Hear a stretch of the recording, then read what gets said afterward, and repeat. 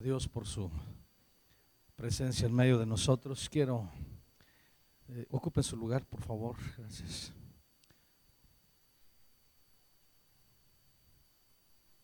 En alguna manera, pues ya corresponde que introduzca yo en esta tarde nuestra campaña de este mes,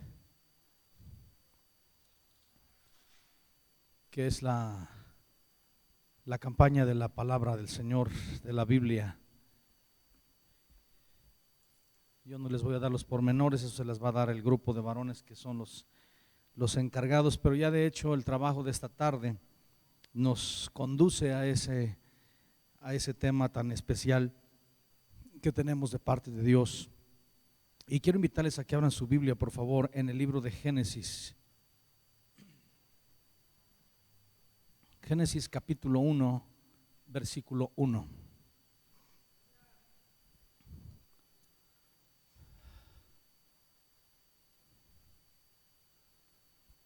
Vamos a hablar de algunas de las evidencias. En esta tarde vamos a tocar el término de algunas evidencias que tienen que ver con la ciencia, respecto de que la Biblia es un libro especial, la Biblia es la palabra de Dios. Si se puede abrir las puertas, las pueden abrir completamente, creo que eso ayuda un poquito más a la circulación del aire. Me voy a bajar, quiero estar un poquito más cerca de ustedes.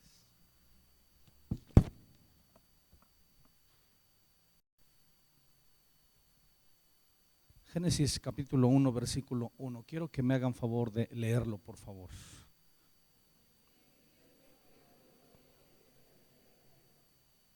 Padre, en esta tarde venimos delante de tu presencia y, Señor, lo hacemos con gratitud, con reverencia, Señor, por todo lo que tú haces en medio nuestro y porque has tenido a bien, Señor, revelarte en medio de nuestras vidas a través de tu palabra.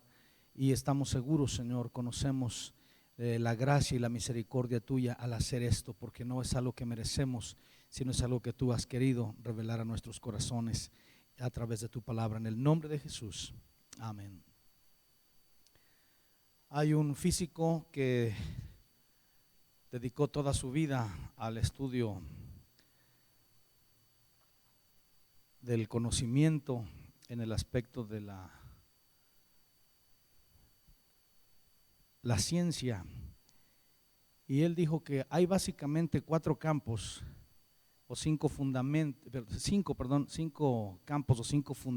para la ciencia, que son el tiempo, la acción, el espacio y la materia. Él dijo estos son los 5 fundamentos para la ciencia. Y si nosotros leemos cuidadosamente el primer versículo de Génesis, contiene exactamente esos 5 principios. ¿Qué dice?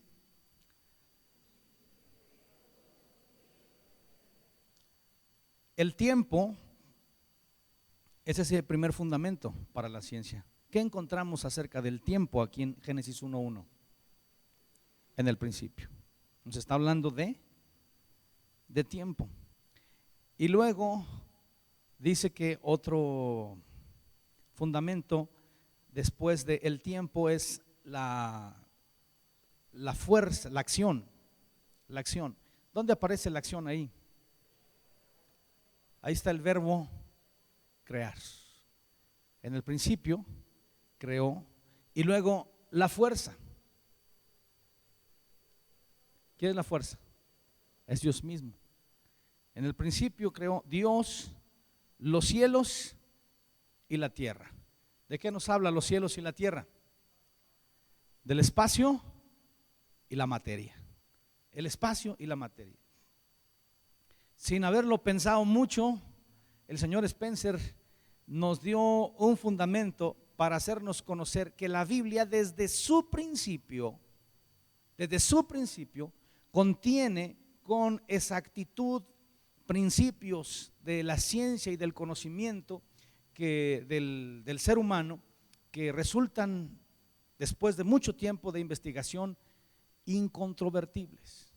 Es importante que nosotros tengamos seguridad de que la palabra de Dios es realmente la palabra de Dios, que realmente tiene la inspiración de parte de Dios, que no es simplemente una ocurrencia. Bueno, ya no estamos en tiempos modernos, ¿verdad? ¿En qué tiempos estamos? Estamos en los tiempos posmodernos. En la época de la modernidad, ¿qué era el problema que tenía la escritura?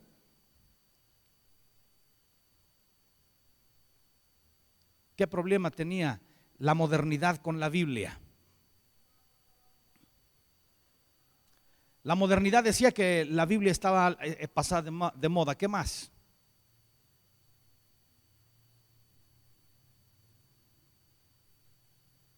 Me gasté 4 jueves en vano.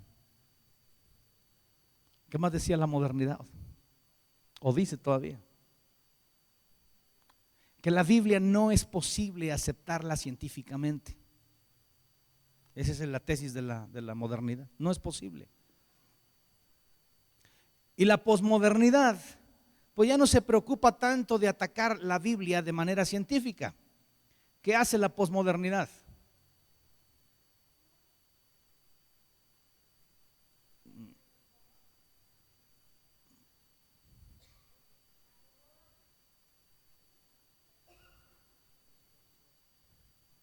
La pone simplemente en el mismo nivel que cualquier otro libro, la posmodernidad. Pues usted puede leer, si gusta, la Biblia, o puede leer el Corán, o puede leer a Confucio, cualquier cosa, es lo mismo. La Biblia, según la posmodernidad, entra dentro del mismo campo de cualquiera de las religiones, cualquier otro libro de las religiones. Eso es la modernidad. La modernidad nos dice que es igual, que usted pueda creer en cualquiera de los dioses. Si usted cree en Huitzilopochtli, está bien. Si usted cree en la religión de los mayas, está bien. Si usted cree en lo que enseñan los hindúes, está bien. Cualquiera de esas cosas, dicen, todos los caminos conducen a Dios. Entonces, la Biblia pasa a ser uno más para ellos, un libro más. Solamente que la Biblia, hermanos, exige ser el único libro. Y es el problema que tiene la posmodernidad con la Biblia. Y es el problema que tiene la posmodernidad con Cristo.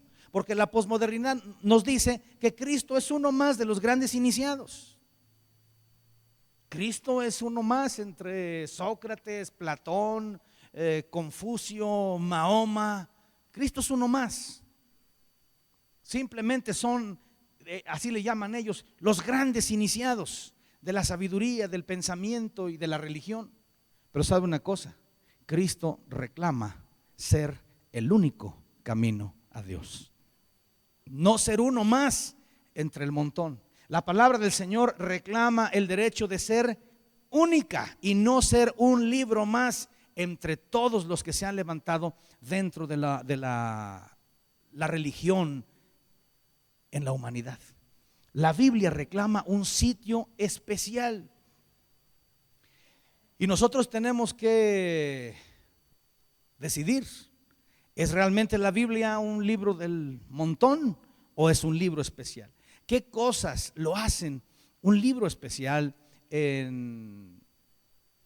Lo vamos a revisar durante este mes y a través de diferentes expositores. Ustedes van a escuchar a varias personas exponiendo sobre el tema de la escritura, la fenomenología que hay dentro del libro, sus evidencias históricas, proféticas, la certeza que tiene en el aspecto profético. Pero esta tarde vamos a revisar solamente algunos aspectos que tienen que ver con algunas secciones de la ciencia. De hecho, la Biblia no es un libro que se dedique ni a la filosofía ni a la ciencia.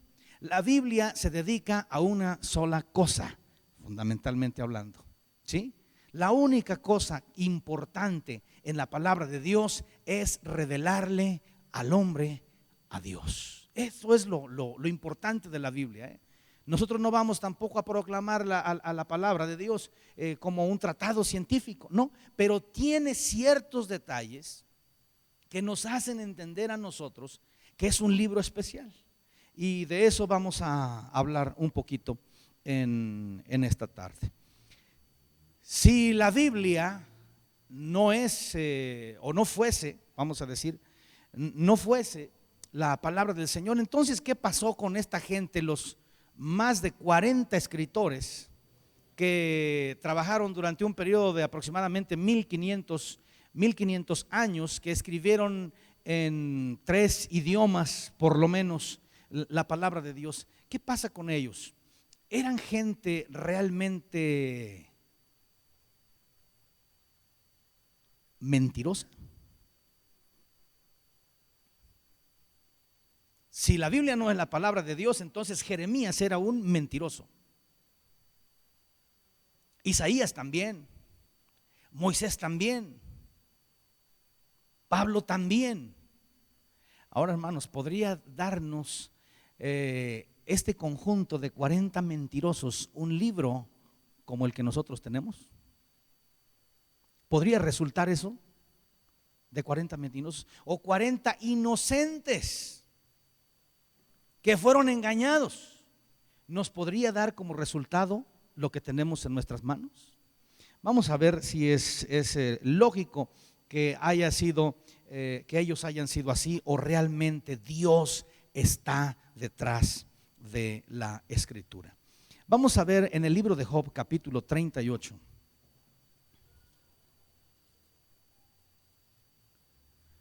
Job 38, en el versículo 19. Y vamos a ver también Génesis 16, 7.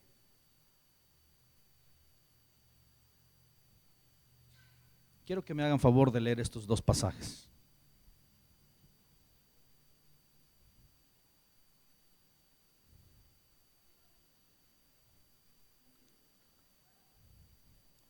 Lean por favor Job 38, 19.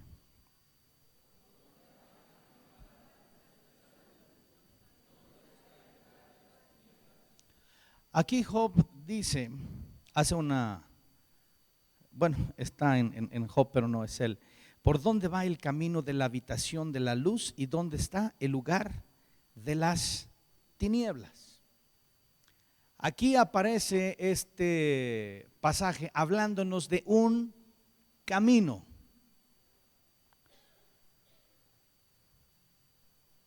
Dice que la luz sigue un camino y va hacia un lugar. Hasta el siglo XVII, hermanos, de nuestro tiempo, se creía que la luz era algo instantáneo. Para nosotros, bueno, con esas lámparas no, ¿verdad? Pero con un foco de luz, esto sí se tardan un rato. Pero con un foco de luz incandescente, ¿qué tanto tiempo tarda entre el que encendemos y que vemos la habitación iluminada? Para nosotros se ve como como algo instantáneo, ¿no? Si usted enciende un fósforo, instantáneamente, usted piensa que instantáneamente la luz aparece. Pero ¿sabe una cosa? No es así. La luz viaja. Hasta el siglo XVII no tenía la gente conocimiento de eso y lo consideraban algo instantáneo. Así es que si alguien hubiese leído el libro de Job, habría dicho, pero ¿en qué planeta vive Job? O sea, de plano, por ahí hubo un filósofo, un ateo, que dijo que la medida para aceptar la Biblia como palabra inspirada de Dios es la medida de la ignorancia de la gente. Así de sencillo, dijo. Bueno, entre más ignorante la gente, pues más va a aceptar la inspiración de la palabra de Dios. Pero la realidad es lo contrario. Entre más ignorante es el hombre, menos acepta la inspiración de Dios en la palabra. Job, hermanos, parece ser uno de los libros más antiguos en la palabra de Dios. Así es que podría ser que el libro de Job tenga más de 4,000 años. ¿Podría un hombre engañado, inocente, tener este tipo de revelación? El término que se usa en la palabra de Dios para decir camino, que la luz sigue un camino, es un término que en hebreo efectivamente describe como una carretera, un camino. Hasta el siglo XVII, si alguien hubiera dicho es que la luz realmente viaja, hubieran dicho, están mal. ¿Cómo va a ser posible eso? ¿Cómo evoluciona el conocimiento para llegar al entendimiento de que en realidad la luz viaja? Don Isaac Newton, él sugirió que la luz estaba compuesta de partículas pequeñas que viajan en línea recta. Luego otro señor, creo que se llama Huygens, propuso la teoría, bueno, se pronuncia porque sí se llama así, Christian Huygens, propuso la teoría ondulatoria de la luz. Y luego otro señor, Romer, midió la velocidad de la luz como evidenciada por su dilación mientras viaja a través del espacio. En la actualidad, los científicos saben que la luz es una forma de energía llamada energía radiante y que ésta viaja en ondas electromagnéticas en línea recta a la velocidad de más de 186,000 millas por segundo o 660 millones de millas por hora. Por eso es que viaja a esa velocidad. Nosotros lo vemos como algo instantáneo. Nosotros no estamos diseñados para poder medir esto. Entonces lo percibimos como algo instantáneo. ¿Cómo pudo saber Job hace tantos miles de años que la luz en realidad viaja y que tiene un camino recto? A menos que alguien con un conocimiento sobrenatural se lo hubiera revelado. No se puede explicar. Ahora, si Job fuera un mentiroso, menos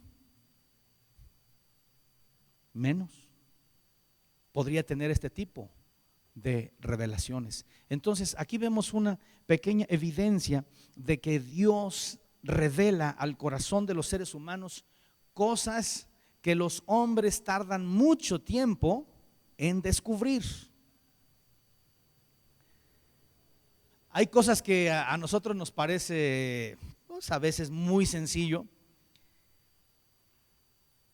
y hay gente que intentó calcular el número de estrellas en el universo. 150 años antes de Cristo, un astrónomo que se llamaba Hiparco declaró que él había contado las estrellas y dijo que el número era de 1026. 150 años antes de Cristo. Ptolomeo contó las estrellas y él documentó una cifra, él le aumentó 30 más, en lugar de 1026, él dijo no, son 1056. En 1575, un astrónomo danés de apellido Brahe sugirió la cifra de 777.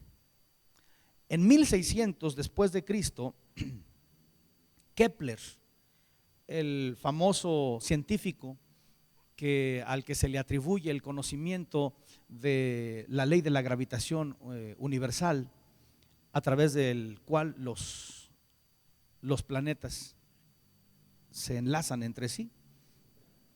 De él vienen las leyes de Kepler. Pues Kepler sabía ya algunas cosas, pero él dijo que el número de estrellas era de 1005. ¿Y qué dice la Biblia?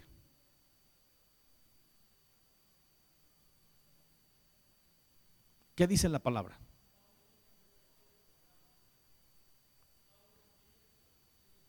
El apóstol Pablo dice que las estrellas no se pueden contar.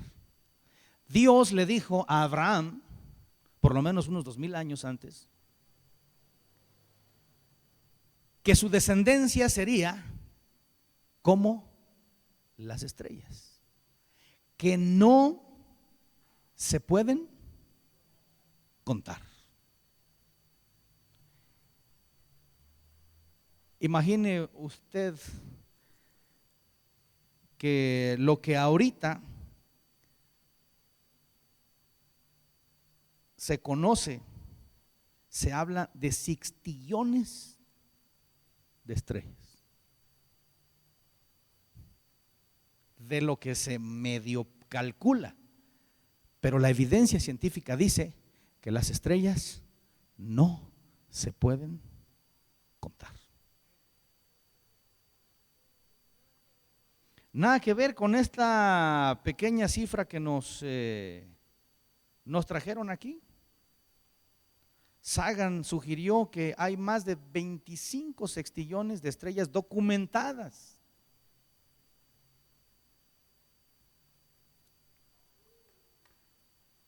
La arena del mar, ¿ya saben ustedes cuántas piedritas hay en la arena del mar?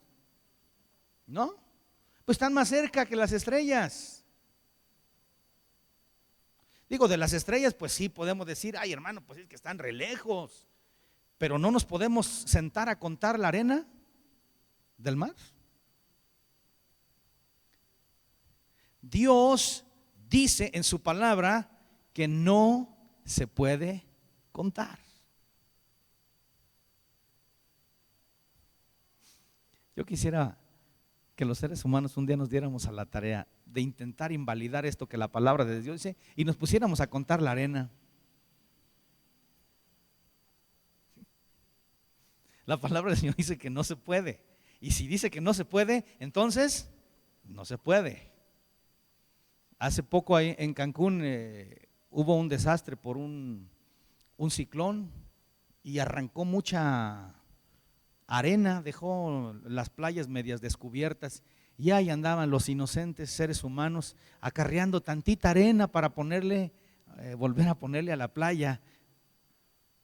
Imagínense si nos sentamos a contar la arena. La palabra del Señor dice que no se puede contar, y si dice la palabra que no se puede contar, entonces no se puede contar, ni las estrellas. Vamos a leer Jeremías 33, 22 y Génesis 15, 5.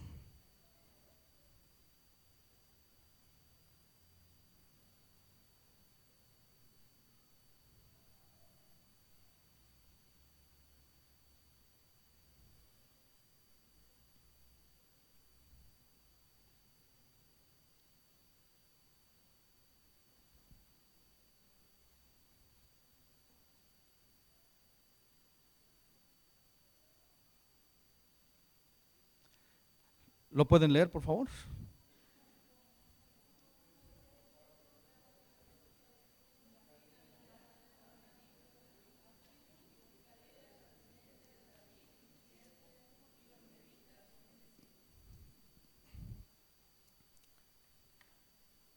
Esto es también extraordinario. Dios dijo que se iba a aumentar la descendencia de David. ¿Cómo se aumenta la descendencia de David? Como la arena del mar. ¿Y sabe qué? Esto ha sido a través de nuestro Señor Jesucristo. ¿Podemos saber cuántos cristianos hay en la historia de la humanidad? ¿Podemos saber cuántos cristianos hay en la historia de la humanidad? No, hermanos.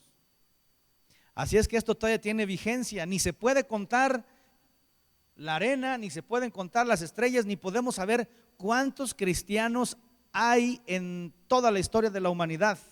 La descendencia de David es nuestro Señor Jesucristo, y no podemos saber cuánto hay. Hay numeritos, fíjense, en la actualidad, aún en la actualidad, solamente tenemos estimaciones. Y eso que estamos en la época posmoderna. Génesis 15, 5.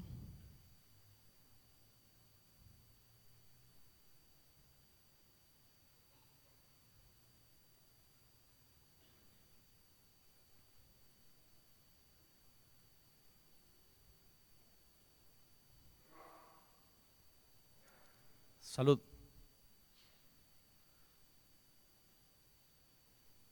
¿Qué dice? Léanlo en voz alta.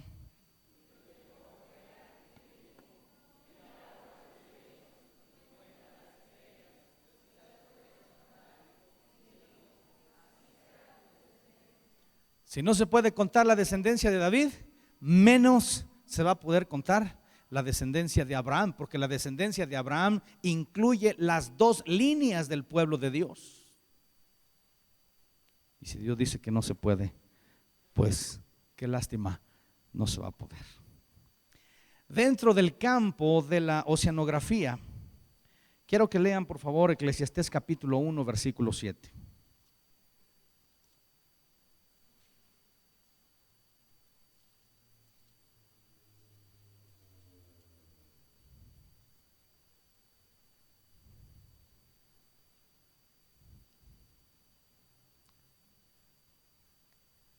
¿Qué dice?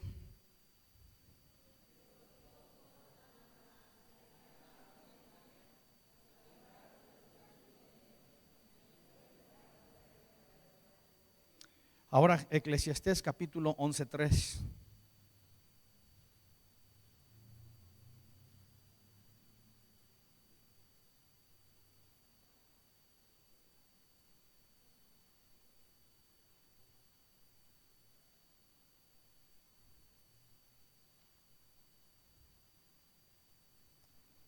¿Qué dice?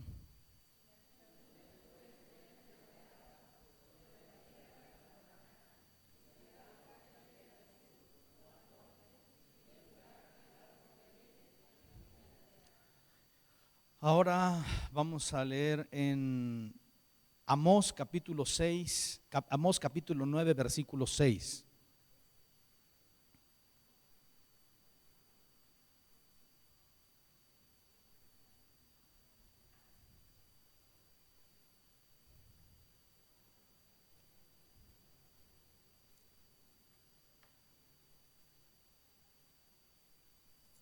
¿Qué dice?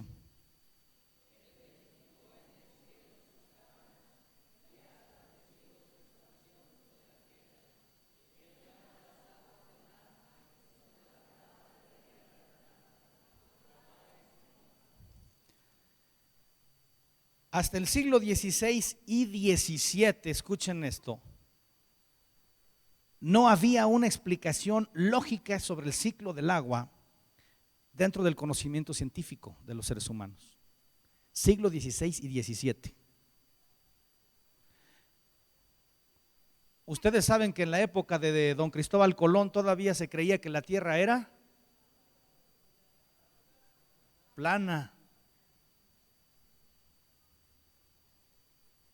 Si esa era la idea que se tenía de la tierra, que era plana, entonces no se podía explicar el ciclo del agua. Pero más o menos 2000 años antes, ya el Señor le había revelado, por lo menos a Amós, a Salomón, que hay un ciclo. Qué tan importante, qué tan grande es este ciclo que se conoce como el ciclo hidrológico. Solamente el río Mississippi,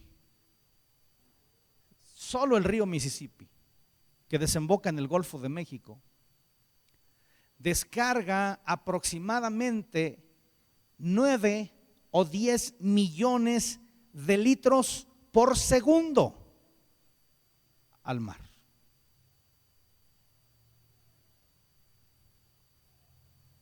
Esta es una cantidad, ya empieza a ser un poquito difícil lo que descarga el río Mississippi en el mar en una hora o en un día. Ya nos empieza a dar problemas en la cabeza.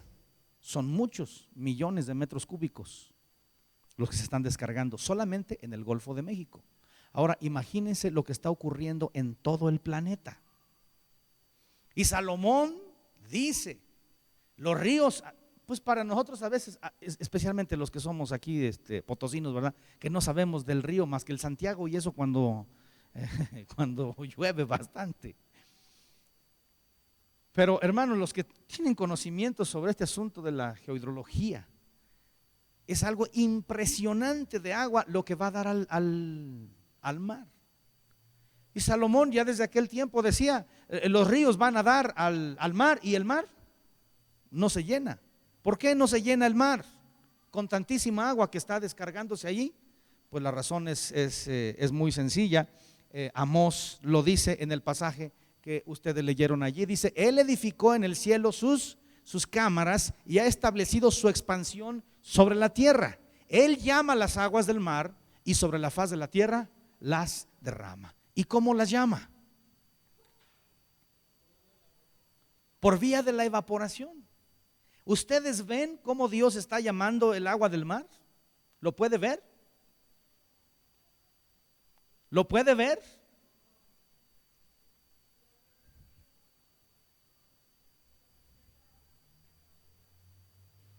Pues yo he estado muchas veces en el mar y no alcanzamos a ver la evaporación del agua normalmente.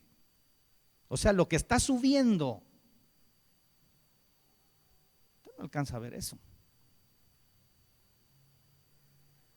Lo que nosotros alcanzamos a percibir es una cosita de nada. Por eso cuesta un poquito de trabajo, porque lo que está subiendo, hermanos, del mar son millones de metros cúbicos de agua que están subiendo por vía de evaporación. Es una forma maravillosa como Dios lo sube y luego lo lleva a las partes altas y especialmente en las montañas. Dice la palabra del Señor que Él la derrama sobre la faz de la tierra y se forman los ríos. Otra vez, los ríos que vienen por encima y los que vienen por debajo, subterráneos, se forman y otra vez el agua vuelve al mar. Si Dios nos hubiese dejado a nosotros, hermanos queridos, la tarea de regresar el agua de los mares a las montañas, estaríamos hoy frente a un imposible. Yo les comentaba que hace algunos años, no sé si serán antes de que yo naciera, no hace mucho, más o menos por ahí unos 60 años, una persona, presidente de la República, creó lo que se llamaba el Plan Nacional Hidráulico, que hasta la fecha sigue siendo el coco, ingeniero Flores, disculpe, sigue siendo el coco de las comisiones del agua aquí en nuestro país. ¿Cómo lograr equilibrio para que este señor dijo, vamos a hacer un plan nacional hidráulico? ¿Para qué? Para que donde nos sobra el agua la podamos llevar a donde nos hace falta. ¿Por qué? Porque luego resulta que en Tabasco andan con el agua al cuello, se les anda derramando por todos lados, y hay otras partes donde tenemos sequía, y él trazó lo que él llamó un plan nacional hidráulico para hacer canales y muchas cosas aquí en nuestro país y poderle llevar agua. Pues hasta la fecha estamos en la época posmoderna y seguimos con el mismo problema. Sin embargo, hermanos, Salomón sabía. ¿Y por qué lo sabía Salomón? ¿Porque era muy listo? No, hermanos, es que él tenía revelación de parte de Dios y él conocía cómo Dios hace esta operación de una manera muy sencilla, hermanos, muy sencilla, porque nosotros la vemos no cada día, pero sí cada año por lo menos, cómo esto se está cumpliendo, este ciclo. Salomón lo sabía. Hasta el siglo XVII nuestros científicos todavía no lo podían entender.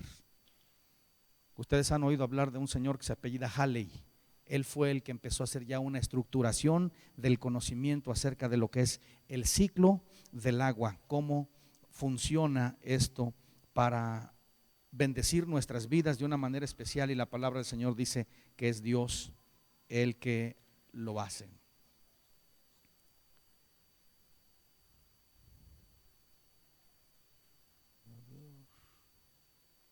Ya se me...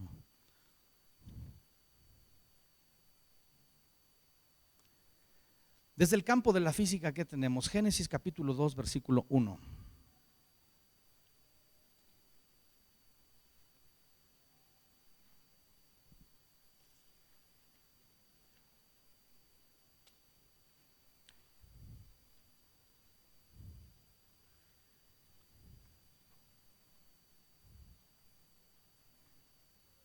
¿Lo pueden leer, por favor?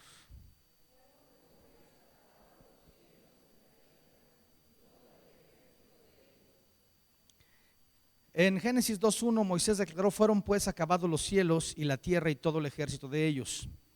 Este es un enunciado que nos pone con problema porque dice que fueron acabados. El tiempo verbal que se maneja aquí es un pasado definitivo. Así es como fue escrito. Moisés declaró que la creación fue acabada de una vez por todas. Había un señor que se llama Don Fred Hoyle. Él tenía una teoría acerca de que la creación era algo continuo, que se generaba en algún lugar materia y que esto era algo continuo. En la actualidad, hermanos, según las leyes de la termodinámica, nosotros sabemos que la materia y la energía, ¿qué cosa? No se crea ni se destruye. ¿Sí? Puede haber transformación, pero no hay creación de materia. Eso es lo que ya tenemos nosotros comprobado científicamente en la actualidad. Pues eso es lo que dijo Moisés. Lo que Dios le reveló a Moisés acerca de la creación, que los cielos fueron acabados. Nosotros vivimos en un universo que está acabado. No está, así que esas ideas de que hay creación, las leyes de la termodinámica dicen que no, eso no es correcto. Entonces, lo que Moisés escribió hace miles de años en la palabra de Dios, entonces eso es, según la ciencia actualmente, lo que está correcto. Ahora vamos a ver en Hebreos 1:11, Isaías 51:6 y Salmo 102:26. Ahí hay otra implicación del conocimiento o la revelación en el terreno de la física en la palabra de Dios.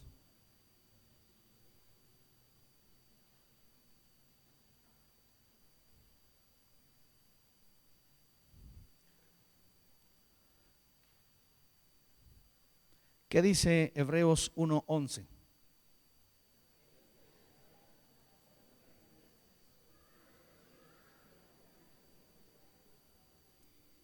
Dice que ellos perecerán. ¿Quiénes van a perecer? A ver, léanle un poquito atrás.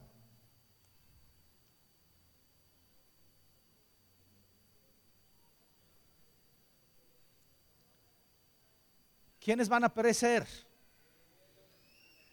Los cielos y la tierra. La palabra del Señor dice que los cielos y la tierra van a perecer. Isaías 51:6.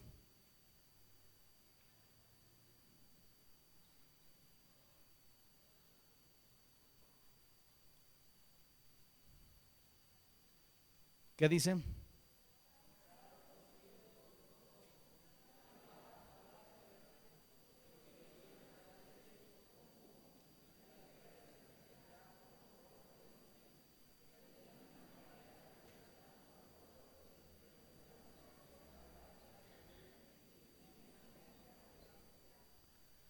¿Qué va a pasar?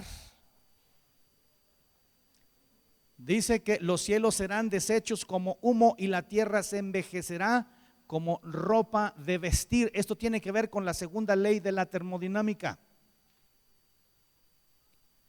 El mundo en el que vivimos, nuestro mundo, ¿está mejorando o se está deteriorando? Se está deteriorando. De hecho, el núcleo donde está el campo magnético de la Tierra, se sabe científicamente que cada día está disminuyendo el campo magnético de la Tierra. Entonces, ¿la palabra de Dios tiene razón? Imagínense ustedes, Isaías sabía eso. Hace miles de años Isaías lo sabía. Este conocimiento es reciente. Estas revelaciones el hombre lo está descubriendo recientemente, hace cientos de años. Isaías lo sabía hace miles de años y lo insertó aquí en la palabra de Dios como una pequeña muestra de que hay un conocimiento sobrenatural, una revelación que da Dios a aquellos hombres a quienes decidió usarlos, y que en este tiempo en que la gente iba a estar pensando que la Biblia está fuera de foco, la palabra del Señor dice que los cielos y la tierra van a ser destruidos. Así es que no necesitamos andar con las profecías de los mayas para saber que la tierra, hermanos, tiene un límite y los cielos también. Y nosotros le estamos dando una ayudadita bastante buena para acelerar el envejecimiento de nuestro planeta, ¿verdad? Que somos, pues para eso bastante buenos. Ahora, desde el campo de los descubrimientos de la medicina, vamos a leer Levítico 17, versículos del 11 al 14.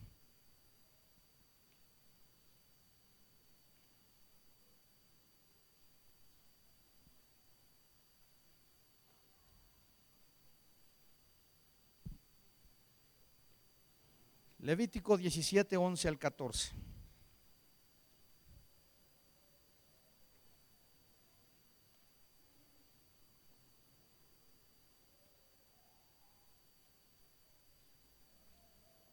Léanlo, por favor.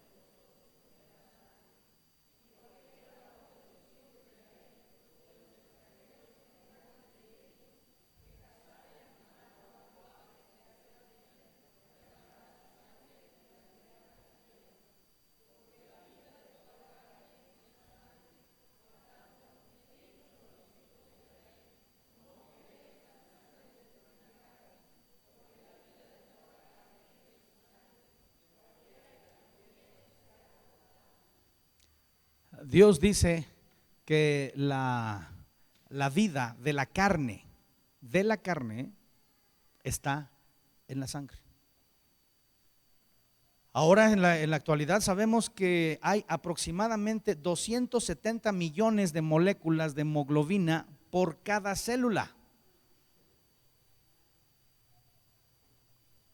Escucha el dato: 270 millones de moléculas de hemoglobina por cada célula. Si hubiese menos, una persona no tendría suficiente oxígeno para poder vivir, ni siquiera aguantar el esfuerzo de un estornudo. Los glóbulos rojos están transportando el oxígeno, llevándolo alrededor de todo el organismo, y si esto no ocurre, la persona muere. A don George Washington le hicieron una operación que tenía fundamento en algo que en aquel tiempo se conocía como una sangría. Le hicieron una sangría y lo mataron, porque en el campo de la medicina todavía no se conocía lo que ahorita nosotros sabemos. Y desde los tiempos de Moisés, Dios le reveló y le dijo: es que la vitalidad biológica del organismo, que la palabra le llama carne, está en la sangre. No se asusten, no va a decir: hermano, entonces tienen razón los testigos de Jehová que dicen que no debemos comer, que no debemos hacer transfusiones, porque eso es literalmente comer sangre. Eso no es comer sangre.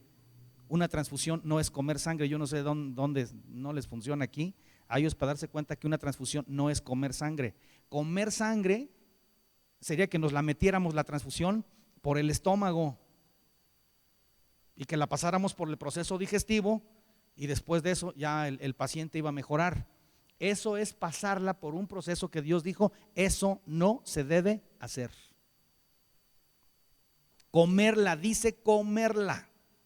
Pero bueno, allí no vamos a entrar en el terreno de las cosas absurdas que tienen estas líneas de doctrina.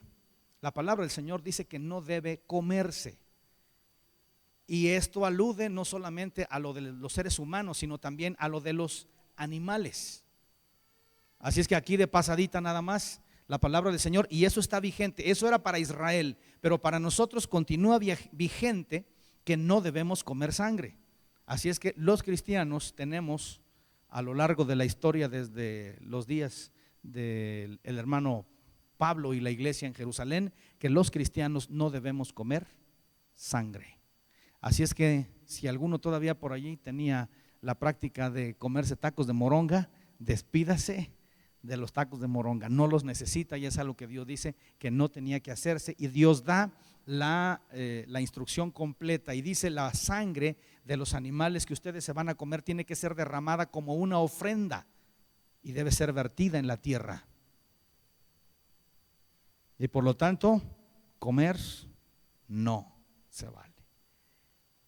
Bueno, pues ya estamos descubriendo la razón en nuestros días. Ya sabemos el asunto de lo que Dios había dicho a Moisés, y Moisés se lo dio al pueblo. Génesis 17:12.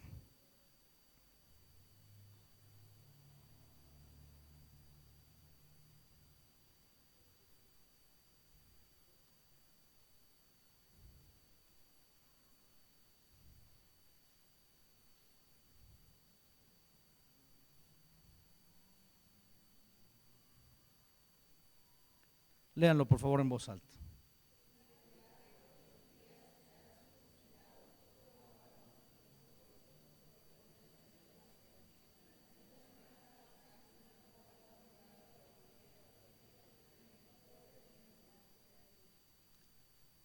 De edad de 8 días, ¿qué dice?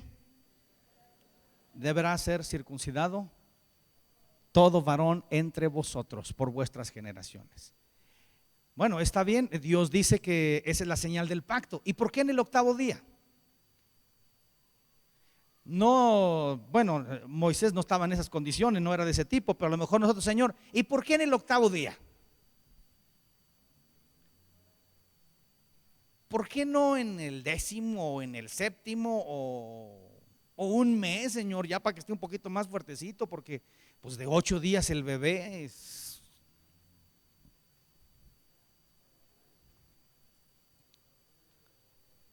Moisés no sabía nada, ni entendía nada, ni Abraham tampoco sabía nada de esto, de lo que hoy sabemos, que nos dice el doctor Toledo, de los factores de la coagulación. Quiero decirle que esto es un estudio, no es mío, ahorita les voy a dar el nombre de la persona, no voy a decir: ay, el hermano ahora sí estudió bastante. No, esta es una investigación que se han llevado ya por muchos años y que una persona lo tiene editado. Nosotros sabemos que la vitamina K es responsable de la producción de protobombina por el hígado.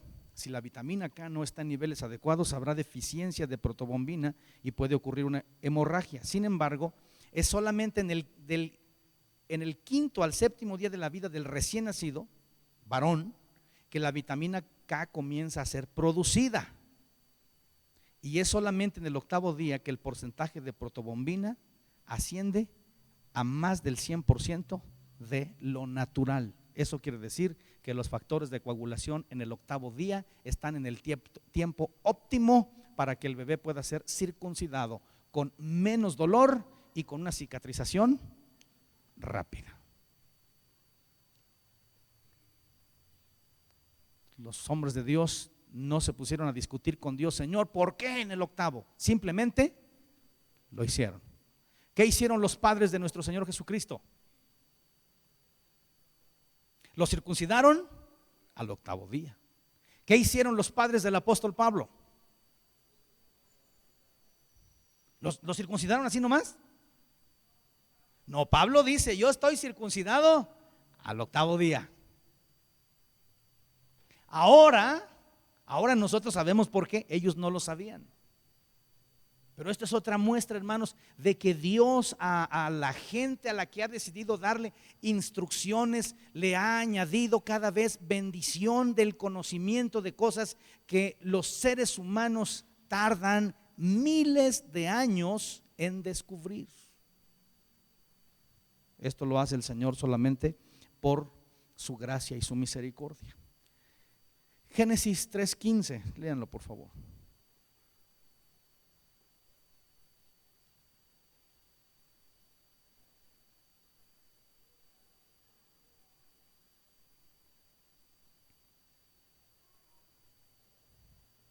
¿Qué dice Génesis 3:15?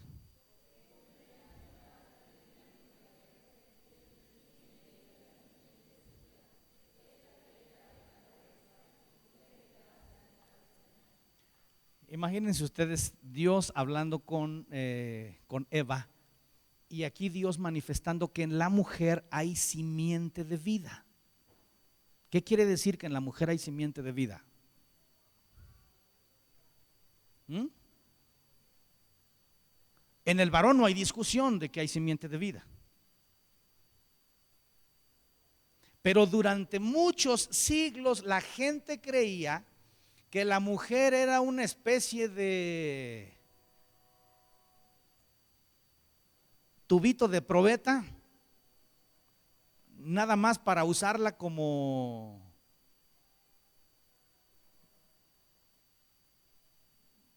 instrumento para que se desarrollara la vida. Pero se creía que la mujer no tenía nada que ver en el asunto de la concepción. Un filósofo, uno de los grandes de Grecia, Demócrito, decía que si el hombre no usaba a la mujer, pues que si en un poco de barro allí emitía su simiente, hasta de allí salía la gente. Que la mujer no. Por eso, a lo largo de la historia de la humanidad, muchas veces la mujer ha sido menospreciada. Pero la palabra del Señor dice, desde un principio, y lo que Moisés nos dejó, que la mujer tiene simiente de vida. Bueno, ahora ya no es, para nosotros no hay ningún problema, ¿verdad? Saber que tanto el hombre como la mujer tienen su célula, que al unirse forman el embrión y lo que nosotros conocemos ya como la reproducción del ser humano. Pero durante mucho tiempo, bajo otras líneas y otras creencias, la gente ha pensado que hay otras maneras. La palabra del Señor cada vez confirma que tiene razón. Levítico 17:15, y de aquí me voy a ir muy rápido porque no vamos a alcanzar todo.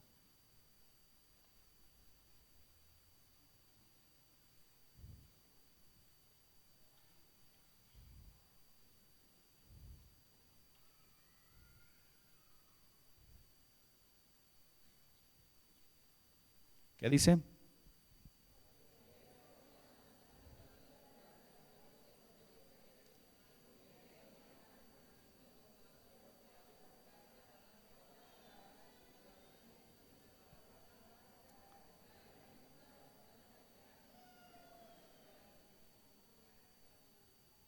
La palabra del Señor establece que los animales que se comen deben ser sacrificados, no animales que se murieron por ahí en el campo y que no supimos de qué se murieron. Tenían que ser sacrificados y su sangre tenía que ser derramada. ¿Sabe de qué nos estaba hablando este pasaje? Nos habla, hermanos, de la importancia de la sanidad, de lo que hoy nosotros conocemos como los rastros con calificación de TIF. ¿Por qué ahora tiene que haber eso? Hermanos, ¿por qué hay que guardar estos principios? Si no se guardan estos principios, lo que la gente está propiciando es la proliferación de enfermedades. Pues ahí se murió el animalito, pues vamos a comérnoslo. No, ¿cómo sabes de qué se murió? El animal que se sacrificaba tenía que estar sano. Esos son los principios bíblicos. Ahora en nuestros días sí decimos necesitamos rastros TIF. En aquellos tiempos ya tenían instrucciones de parte de Dios hace miles de años de cuestiones sanitarias para evitar muchos problemas en el aspecto de la salud. Dios instruyó al pueblo a no comer carne de cerdo. Ya sabemos la cantidad de enfermedades que son posibles contraerse a través de este tipo de animalito. Y aquí ya voy rápido, solamente lo voy a mencionar. La palabra del Señor dice que las cosas se reproducen según su género. La teoría de la evolución dice que las cosas van en mutaciones. Aquí la palabra de Dios dice que cada cosa se reproduce según su género. Y ahora los avances en el conocimiento acerca de los códigos genéticos nos hacen saber que esto que la palabra del Señor dice hoy tiene sustento y es verdadero. El apóstol Pablo dice que hay 4 tipos de carne.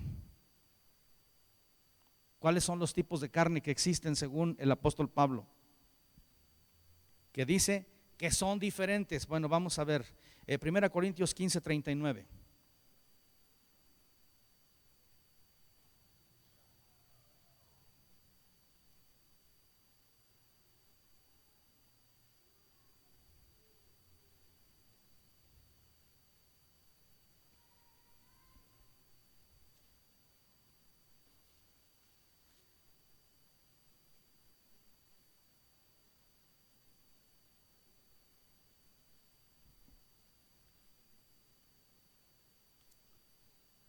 Pónganse de pie, vamos a leerlo de pie, por favor.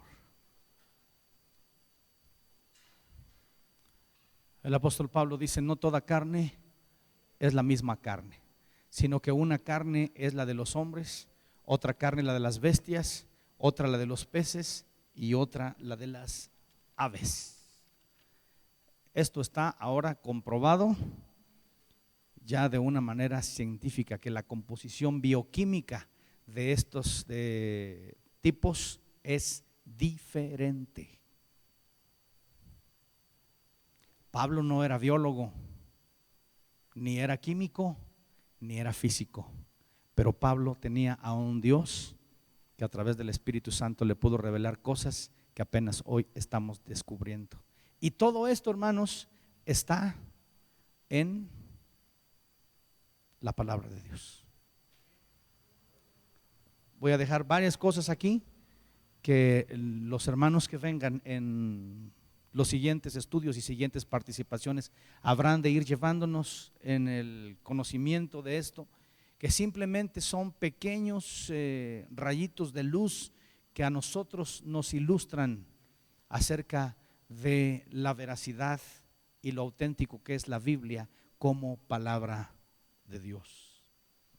Y yo espero que después de terminado este mes de agosto, no solamente nos quede aquí en nuestra cabeza algo acerca de esta veracidad, sino que se desarrolle en nuestros corazones un amor más grande por la palabra de Dios y por compartirla con otras personas, privilegio que Dios nos ha dado en su palabra. Pero recuerden que lo más importante de la palabra de Dios es revelarnos a Cristo, revelarnos al Padre, y hacerlo a través del Espíritu Santo. Hoy quiero invitarles a que levanten esta tarde sus manos al Señor y que le diga: Señor, gracias por el privilegio de conocer tu palabra. Amado Rey, gracias en el nombre de Jesús por la bendición que tú nos has dado de conocer tu palabra. Y Señor, a través de ello recibir la revelación del Padre, recibir la revelación de Cristo. Y hoy tener el privilegio de que nuestro Maestro sea el Espíritu Santo. Amado Señor, gracias por darnos el privilegio de conocer a Cristo y la vida eterna que nos es revelada a través de Él. Señor, queremos alabar y bendecir tu nombre. Tú eres, Señor, lo más grande y maravilloso, y tú has querido dejarlo para nosotros. Queremos glorificar tu nombre, queremos bendecirte, queremos exaltarte. Y Señor, declarar que un Dios tan grande y tan maravilloso ha querido revelarse a nosotros, ha querido revelarse a nuestras vidas. Amado Rey, danos la gracia, Señor, no solamente de este conocimiento, sino danos la gracia también de desarrollar amor por tu palabra y amor, Señor, también por nuestro Padre. Que tú seas, Padre, en nuestras vidas el tesoro más grande, Señor, y que tu palabra sea el instrumento a través del cual nosotros podamos proclamar tu gracia y tu misericordia sobre nuestras vidas. En el nombre de Jesús, gracias, porque tú eres bueno y grande en misericordia. Tú eres fiel y maravilloso, Señor. Te alabamos y te bendecimos en el nombre de Jesús, nuestro Señor y nuestro Salvador. Aleluya.